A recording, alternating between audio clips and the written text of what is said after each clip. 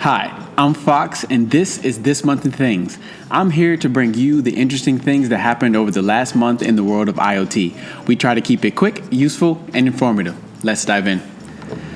When our sensors and devices connect to the cloud, they can use a wide variety of networks. For each network, the question is always, what's the range? Some have short ranges, some have long ranges, but the answer is always, it depends. Which isn't very helpful. Bluetooth built something really great to solve this. They created an online range estimator.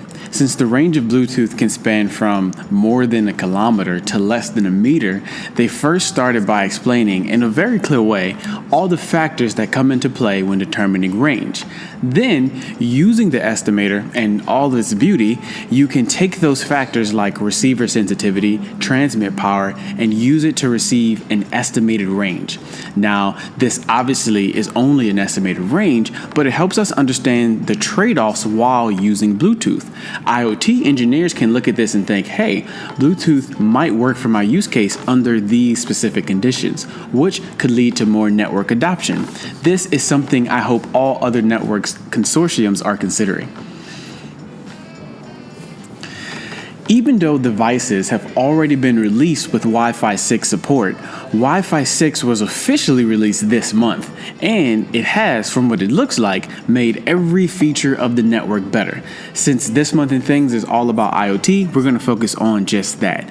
IoT is causing the sheer number of devices that Wi-Fi has to support to grow significantly, and Wi-Fi 6 enhances the performance for a large number of devices, not only in the smart home, but in large spaces such as football stadiums and enterprise campuses. There's also a cool new feature called target wait time. It enables devices to determine when and how frequently they will wake up to send or receive data. This is super duper important for power consumptions. Now, devices can be smarter about when they sleep and even negotiate when to do so in order to not conflict with other devices on the network. For us as users and builders, until more and more devices gain support, we won't really see the benefits of Wi-Fi 6, but the future looks exciting.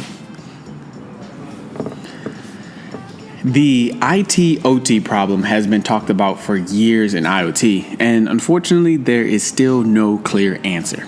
But we are headed in the right direction. In an interesting post by Stacy on IoT, she mentions a new trend in the industry. Companies are forming new executive roles in industrial and enterprise IoT. These roles could be Chief Digital Officer, Chief of Automation, or IT/OT Architect. If you are unfamiliar with this problem, enterprises normally have operations teams and IT teams. When it comes to IoT, an operations team may want to install sensors in a space to understand how people use the facility. These sensors, which generally need to be on the enterprise's network, have to go through IT. This scenario is one of many, but for a lot of organizations, it's the first time these teams have to talk to each other. Hopefully, these new roles are able to bridge the gap and allow companies to adopt IoT more effectively. There was something that many missed, including me, about the new iPhone 11 announcement. The new phone came out with a new chip called the U1, which is an ultra-wideband chip.